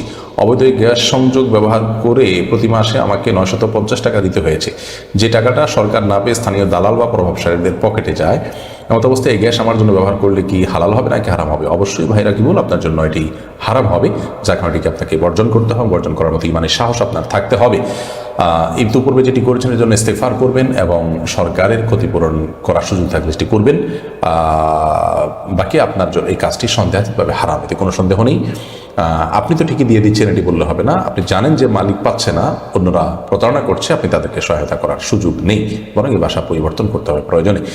এমনি নাহাস বিন জাহাঙ্গীর আপনি লিখেছেন, ফেসবুকে বিভিন্ন খেলার পেজে লাইক দেওয়া যাবে কিনা? না, এমন কোনো পেজে লাইক দিবেন না যেটা অনর্থক জিনিসকে প্রচার করে, প্রমোট করে, তা দেখে অন্যরা ক্ষতিগ্রস্ত হবে। আপনার বন্ধু তালিকা যারা আছেন তারা, সেটা করা যায় না। আমাদের প্রত্যেকটা ছোটোখাটো প্রত্যেকটা আপনার কাজ এবং পদক্ষেপের জন্য আল্লাহর কাছে আমাদের জবাবদিহিতার মুখোমুখি হতে হবে। যদি সেটা মন্দ কর্ম হয়, আর যদি ভালো কর্ম হয়, তা ইনশাআল্লাহ নেক আমল গণ্য হবে। তাই এই ধরনের কাজ থেকে আমাদের বেঁচে থাকা উচিত, যে কাজের ফলে অন্যায় এবং অহেতুক কাজের বিস্তার ঘটবে এবং অন্যরা ক্ষতিগ্রস্ত হবে। তানিয়া তাবাসসুম আপনি লিখেছেন, যে কোনো সূরা পুরো মুখস্থ হয়নি, সেক্ষেত্রে কি অর্ধেক সূরা নামাজের কেরাতে পাঠ করা যাবে? নামাজের সূরা পুরো খতম করা কি বাধ্যতামূলক? দেখুন, যে কোনো সূরা যদি পুরো মুখস্থ না হয়, সেক্ষেত্রে অর্ধেক সূরা সালাতে আপনি যদি কেরাতে পাঠ করেন তাতে কোনো অসুবিধা নেই, আপনার সালাত হয়ে যাবে। সূরা ফাতিহা পুরোটা পড়েছেন, অনেক সূরা অর্ধেক পড়েছেন, তাতে সালাত হয়ে যাবে। সূরা পুরো শেষ করাটা বাধ্যতামূলক নয়। বিশেষ করে বড় সূরা যদি হয় তাহলে তো পুরো শেষ করা অবশ্যই জরুরি না। ছোটো সূরা হলে আপনার পড়ে ফেলা উচিত। যদি আপনার মুখস্থ না থাকে, যেটুকু মুখস্থ আছে পড়েছেন, তারপর আপনি রুকুতে গেছেন, তাতে সালাত হয়ে যাবে। কিন্তু এমন জায়গায় থামবেন না যেখানে থামলে অর্থ বিকৃত হয়ে যেতে পারে। ছোট সূরার ক্ষেত্রে এমনটি না করাই উচিত সাধারণত, যেহেতু অর্থ বিকৃতির সম্ভাবনা আছে। আপনি এমন জায়গায় থামলেন যে অর্থটা অপূর্ণাঙ্গ থাকলো, এই জন্য অর্থটা অন্তত দেখে নেবেন যে আপনি যেখানে থামলেন তাতে একটা কথা পূর্ণাঙ্গ হয় কিনা, বলে আপনি রুকুতে যেতে পারেন। এবং যদি খুব বেশি ছোট সূরা হয়, ধরুন 3 আয়াতের সূরা, তাহলে 2 আয়াত পরে আপনি রুকুতে চলে গেলেন। তো এরকম হলে আরেকটা আয়াত মুখস্থ করতে কতক্ষণ, সেটা করে ফেলা উচিত এবং এরকম অভ্যাস বানিয়ে নেওয়া উচিত নয়। যতদিন আপনার মুখস্থ না হলো ততদিন পর্যন্ত আপনি এটি করতে পারেন, যদি অর্থ বিকৃতির সম্ভাবনা থাকে। এরপর আরমান আজম আপনি লিখেছেন, জেনারেল লাইনে পড়ুয়াদের দ্বীনি ইলম অর্জন করার উপায় কি? যারা সাধারণ শিক্ষিত ভাই বোন আছেন আমাদের, তাদের দ্বীনি ইলম অর্জনের উপায় হলো প্রধানত বিদগ্ধ কোনো আলিম এবং পণ্ডিত কোনো ব্যক্তি যিনি কোরআন হাদিসের ইলম রাখেন, সেই সাথে তিনি মুত্তাকি পরহেজগার মানুষ, আমলদার মানুষ, মুখলিস মানুষ, প্রফেশনাল হুজুর নন। এই টাইপের ওলামাদের সান্নিধ্যে থেকে দ্বীনের জ্ঞান অর্জন করতে হবে। এটা হলো দ্বীন শেখার সবচেয়ে বেসিক পদ্ধতি এবং সবচেয়ে মৌলিক পদ্ধতি। এর পাশাপাশি সান্নিধ্য যেটুকু পারেন সেটুকু নিলেন। এর পাশাপাশি তাদের পরামর্শ এবং তাদের তত্ত্বাবধান থেকে দ্বীনি বই পুস্তক পড়া যেতে পারে। ডক্টর খন্দকার আব্দুল্লাহ জাহাঙ্গীর রহমানের বইগুলো এত বেশি উপকারী যে দ্বীনের বেসিক ধারণা পাওয়ার জন্য এবং মৌলিক ধারণা এটা আপনার বিল্ড আপ করার জন্য একটা মানুষের মধ্যে এই বইগুলো অত্যন্ত উপকারী। আলহামদুলিল্লাহ, এই বইগুলো পড়ে দ্বীনের সঠিক ধারণা পেয়েছেন এবং পরিপূর্ণ দ্বীনের পথে এসেছেন এরকম মানুষের সংখ্যা আলহামদুলিল্লাহ হাজারো। আমি ব্যক্তিগতভাবে অনেক মানুষকে জানি। তো এই বইগুলো আপনি পড়তে পারেন। এছাড়াও আপনি যে আলেমকে হাতের নাগালে পাবেন, যিনি ব্যক্তিগতভাবে আমলদার, মুখলেস, মুত্তাকি এবং ভালো আলেম, কোরআন হাদিসের যথেষ্ট নলেজ রাখেন, রেফারেন্স ভিত্তিক কথা বলেন, যিনি কোনো ব্যক্তি বা ইজমের দিকে শুধুমাত্র আহ্বান করেন এমন নন, সেরকম ওলামা একরামের সোহবত নিবেন, তাদের সান্নিধ্য এবং সাহচর্য নেবেন এবং তাদের পরামর্শ অনুযায়ী বই পুস্তক পড়বেন। সেই সাথে দ্বীনি সার্কেল মেনটেন করবেন, যারা তাকওয়া তাহারাতের উপরে চলার চেষ্টা করে, হারাম থেকে বাঁচার জন্য আপনার চেষ্টা করে, বেছে বেছে চলার চেষ্টা করে, এরকম সার্কেল মেনটেন করলে ইনশাআল্লাহ বিদিল্লাহ আপনি দ্বীনি ইলম অর্জন করতে পারবেন। আজকাল আলহামদুলিল্লাহ অনলাইনে অনেকগুলো প্রতিষ্ঠান হয়েছে, সেগুলোতে বিভিন্ন কোর্সে অংশগ্রহণ করতে পারেন, কোরআনিক আরবিক শিখতে পারেন। আরবি ভাষাটা যদি আপনি ভালো করে, কোরআনের ভাষাটা, আরবি ভাষা তো অনেক বড় কিছু, শুধু কোরআন বোঝার জন্য খুব ছোটোখাটো কিছু কোর্স আছে যেগুলোর মাধ্যমে কোরআনের ম্যাক্সিমাম অংশ মানুষ বুঝতে পারে। এগুলো বুঝলে দ্বীনের ইলম অর্জন করার জন্য বিশাল বড় পথ আপনার জন্য উন্মুক্ত হয়ে গেল। আলহামদুলিল্লাহ এই কোর্সগুলো আজকাল অনেকেই করছেন, সেই কোর্সগুলোতে আমরা অংশগ্রহণ করতে পারি। এর আগে আমরা বলেছি যে আমাদের ডক্টর আবুল কালাম আজাদ ইংল্যান্ডের, তিনি সাফিরুল কোরআনের মাধ্যমে অনেকে আরবি শিখতে সহায়তা করেন। তারপর এস এম নাহিদ হাসানের আল কোরআনের ভাষা আছে, আমাদের নুরুল কোরআন নামে একটা ইনিশিয়েটিভ আছে, প্রফেসর মুখতার ভাই একটা ইনিশিয়েটিভ আছে, অনেকেরই আছে। কোরআনিক আপনার আন্ডারস্ট্যান্ডিং কোরআন নামে একটা প্রতিষ্ঠান আছে, তারা কাজ করছেন ইন্টারন্যাশনালি বিভিন্ন দেশে। আলহামদুলিল্লাহ, যেটা আপনার জন্য সহজ হয় কয়েকটা দেখে আপনি সেটার মাধ্যমে আপনি শেখার চেষ্টা করেন। দ্বীনি ইলম অর্জন করার জন্য এটা অত্যন্ত উপযোগী বিষয় ইনশাআল্লাহ বিইذনিল্লাহ। এর পাশাপাশি রাকিব মীর আপনি লিখেছেন, আমরা ছাত্রছাত্রীরা দৈনন্দিন জীবনে বাসে চলার পথে অর্ধেক ভাড়া দিয়ে থাকি, ইসলামের দৃষ্টিকোণ থেকে এটা জায়েজ আছে কি? গুরুত্বপূর্ণ একটি প্রশ্ন। দেখুন, বাসে যারা হাফ ভাড়া দিয়ে থাকেন স্টুডেন্ট হিসাবে, এই হাফ ভাড়া দেওয়াটা জায়েজ হবে তখন যদি বাস মালিক কর্তৃপক্ষ সন্তুষ্ট চিত্তে ছাত্রদের জন্য ছাড় দিয়ে থাকেন। ধরুন সরকার বা সংশ্লিষ্ট কর্তৃপক্ষের সাথে বাস মালিকদের বোঝাপড়া হয়েছে, বাস মালিকরা কোনো প্রেশারে বা বাধ্য হয়ে নয়, বরং তারা সন্তুষ্ট চিত্তে তাদেরকে কেউ মানে কাউন্সিলিং করেছে, সম্মত করেছে যে আমরা ছাত্রদের জন্য ছাড়টা দিতে চাই, তাহলে তারা দিতে পারেন, সেটি করা জায়েজ আছে। আর যদি এটি বাধ্য করা হয় তাদেরকে এবং বলা হয় যে অর্ধেকে বেশি নেওয়া যাবে না তাদের কাছ থেকে, তাহলে এই আইনটা ইসলামের শরীয়তের দৃষ্টিকোণ থেকে ন্যায্য আইন নয়, এটা সংশোধন কাম্য। আর যদি এমন হয় যে সবই ঠিক আছে, বাস কর্তৃপক্ষ সন্তুষ্ট চিত্তে অর্ধেক ভাড়া নিচ্ছেন, তারাও ছাড় দিচ্ছেন ছাত্রদের জন্য, কিন্তু আপনি যখন শিক্ষার্থী হিসাবে শিক্ষা প্রতিষ্ঠানে যাবেন তখনকার জন্য এটি প্রযোজ্য। আমি যতটুকু জানি আপনি অন্য সময় সেটি আপনার প্রয়োগ করছেন বা আপনার গায়ের জোর আছে দেখে আপনি যখন তখন সেটি করতে বাধ্য করছেন বাস কন্ট্রাক্টরদেরকে বা সংশ্লিষ্টদেরকে, তাহলে সেক্ষেত্রে সেটি জুলুম হবে, গুনাহ হবে। বিধায় যথাসময় এগুলোকে এ ধরনের রিস্কি এবং সন্দেহপূর্ণ বিষয়ে আপনার ছাড়কে অ্যাভয়েড করে চলাটা, অর্থাৎ সতর্কতামূলক পন্থা অবলম্বন করাটাই হলো আমাদের জন্য উচিত। সাদিয়া ফেরদাউস রূপসা আপনি লিখেছেন, আমার মা কিছুদিন হলো দুনিয়া ছেড়ে চলে গেছে, ওনার শান্তির জন্য সন্তানের সেবা আমাদের করণীয় কি? তার জন্য বেশি বেশি করে আল্লাহর কাছে দোয়া করবেন, তার হয়ে ক্ষমা প্রার্থনা করবেন, তার পক্ষ থেকে দান সাদকা করবেন এবং সাদকা জারিয়ার কাজগুলো করবেন। এ বিষয়ে আমাদের একটা ভিডিও আছে, মৃতদের জন্য জীবিতদের করণীয়, সেটা আপনি শুনতে পারেন, বিস্তারিত সেখানে বলা আছে। এরপর সুরাইয়া সুলতান লিখেছেন, আমার পরিবারের কয়েকজন ইসলাম গ্রহণ করেছেন, আমার আর ভাইয়ের এক ছেলে এখনও বাকি আছেন, দোয়া করবেন যেন তারাও ইসলাম কবুল করেন। আমরা দোয়া করি বোন সুরাইয়া, আল্লাহ রাব্বুল আলামিন আপনার পরিবারের সকল সদস্যকে ইসলামের জন্য কবুল করুন এবং ইসলামের উপর অটল অবিচল থাকার তৌফিক দান করুন, ইসলামকে সুন্দর করুন এবং মৃত্যু পর্যন্ত ঈমানের উপর অটল অবিচল থাকার তৌফিক দান করুন। দুনিয়া এবং আখিরাতের সকল প্রয়োজনীয়তা তারা পূরণ করে দিন। সব ধরনের ফিতনা থেকে আমাদের ঈমানকে আল্লাহ রাব্বুল আলামিন হেফাজত রাখার তৌফিক দান করুন। এমডি জিয়াউর রহমান লিখেছেন, আমি একজন সৌদি প্রবাসী, বর্তমানে আমি কফিলের অধীনে আছি। আমি যদি এখান থেকে পালিয়ে অন্য জায়গায় কাজ করি তাহলে যে উপার্জন করব সেই উপার্জন কি হালাল হবে? এ প্রশ্নে আমাদের অনেক প্রবাসী ভাইদের, প্রথমত আল মুসলিমুন আলা শুরুতিহিম, মুসলমানরা যে চুক্তি অনুযায়ী কারোর সাথে কোনো কাজে বা কোনো কিছুতে আবদ্ধ হবে সে চুক্তিতেই তাকে থাকতে হবে, এটা তার ঈমানের দাবি। কারণ ঈমানদার কখনো অঙ্গীকারের ব্যত্যয় বা ব্যতিক্রম করবে না।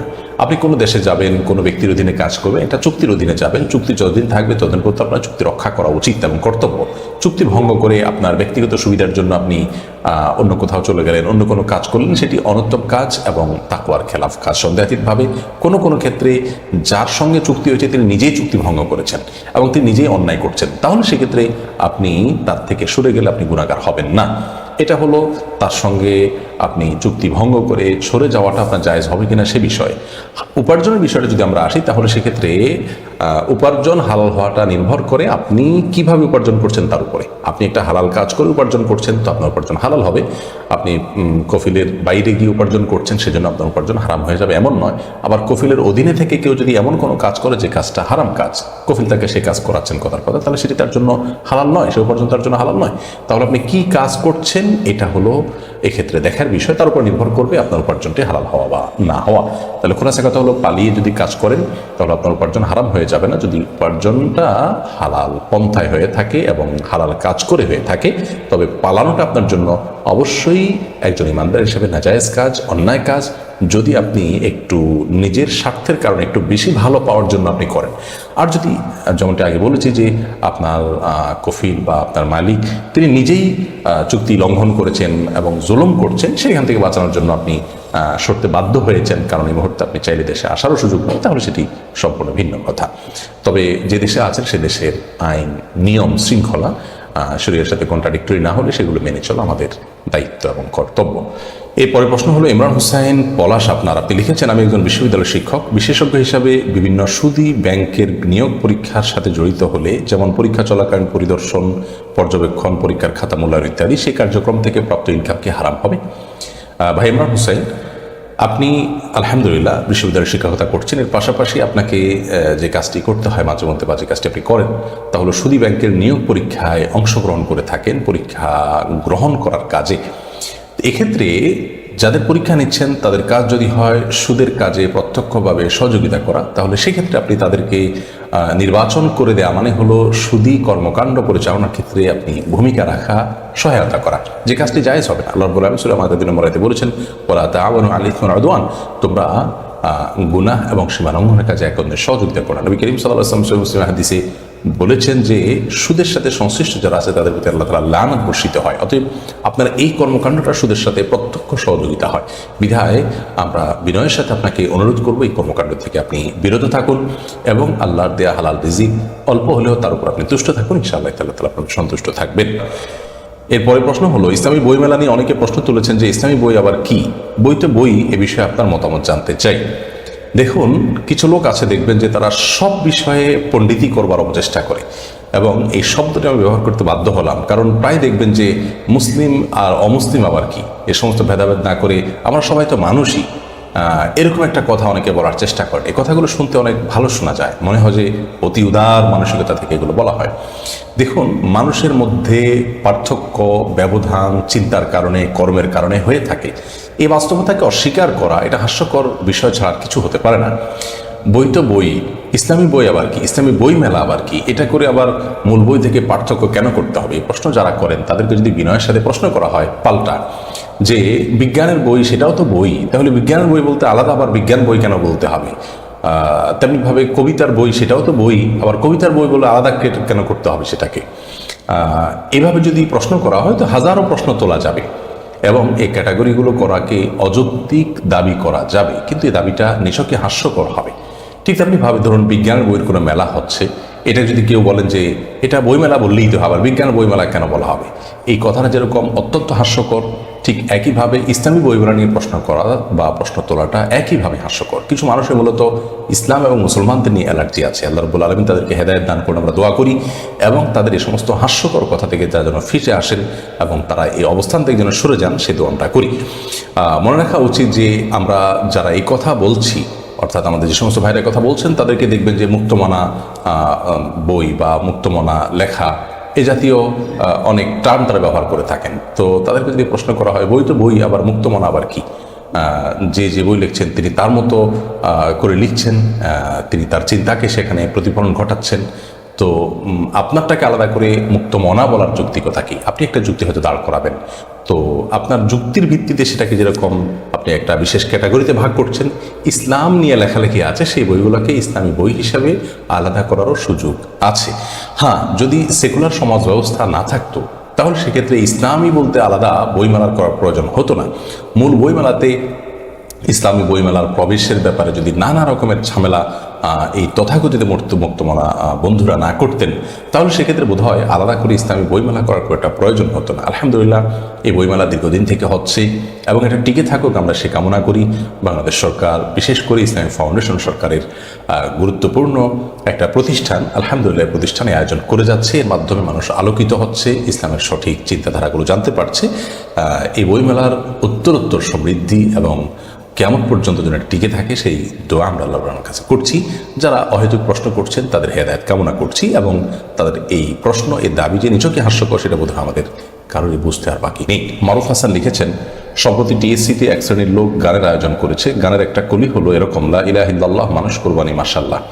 ইসলামের কালিমা নিয়ে এরকম গান জেনে বুঝে তাচ্ছিল্য করার জন্য গাইলে কি ঈমান থাকবে? কোরআন কারীমের সূরা বাকারার 231 নম্বর আয়াতে আল্লাহ রাব্বুল আলামিন ইরশাদ করেছেন, ওয়ালা তাত্তাখিযু আয়াতিল্লাহি হুজুয়া, যার অর্থ হলো তোমরা আল্লাহ রাব্বুল আলামিনের আয়াত এবং নিদর্শন এরকম কোনো বিষয় নিয়ে তোমরা বিদ্রূপ ব্যঙ্গ করবে না। সূরা তাওবার 65 এবং 66 নম্বর আয়াতে আল্লাহ রাব্বুল আলামিন বলেছেন, কুল আবিল্লাহি ওয়া আয়াতিহি ওয়া রাসূলিহি কুনতুম তাস্তাহজিউন লা তা'তাদিরু ক্বাদ কাফারতুম বা'দা ঈমানিকুম, যার অর্থ হলো তোমরাই কি আল্লাহ, তার নিদর্শন এবং তার রাসূলকে নিয়ে বিদ্রূপ ব্যঙ্গ করতে? আজ তোমরা কোনো প্রকার ওজর খাই করবে না এবং তোমাদের কোনো ওজর গ্রহণযোগ্য হবে না, কারণ তোমরা ঈমান আনার পর এই কর্মকাণ্ডের মধ্য দিয়ে কাফের হয়েছ বা ঈমান থেকে খারিজ হয়েছ। এই সমস্ত আয়াত থেকে পরিষ্কারভাবে বোঝা যায় দিন এবং দিনের অত্যন্ত পরিষ্কারভাবে সুস্পষ্টভাবে প্রমাণিত কোনো বিষয় তথা আল্লাহর কোনো নিদর্শন নিয়ে যদি কেউ ব্যঙ্গ বিদ্রূপ তাচ্ছিল্য করে, তামাশা করে, তাহলে সেটি ঈমান ভঙ্গের কারণ।